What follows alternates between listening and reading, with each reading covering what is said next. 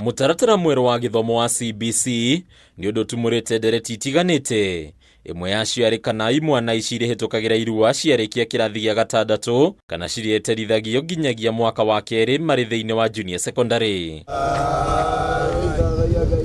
Ni undu uyu riu ucungireirie Athuuri a Kiama Kia Ma kuingirira ndeto ino riu makiendekithia miaka ya irua nyihio kuma miaka 14 nginyagia miaka 12. The elders of Kiama Kia Ma and faith leaders who conduct mentorship and counseling during rite of passage of initiates today met in Nyeri and deliberated on the changes in the education curriculum, that is from 844 to CBC. Kuringana na kiama giki gucenjia kwa mutaratara uyu wa mathomo ni kurehete gutukanirwo makiria hari aciari kwa muhiano mwaka uyu mendekithia ma Athuuri mangihimbirio irua rigitabanio kuri ikundi igiri cia arutwo aria mari kirathi gia kanana na aria mararikia kirathi gia gatandatu. The young boys may be influenced negatively by their seniors and indoctrinated to misdemeanors, and therefore it has been agreed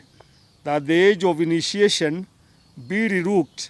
Medical experts and surgeons have advised that the younger boys will be able to undergo surgical process with normal wound healing process and better than even more aged children. Athuuri aya aria maumite kaunti 12 iria ikoragwo thiini wa gicigo kia Mount Kenya maugite harari na bata Athuuri kuruta mwerekera niguo kuonereria aciari njira ya kurumirirwo. While the decision to take the child through the rite of passage depends on parents squarely and also on the cultural environment, it is prudent to note that transition across education levels is a constant.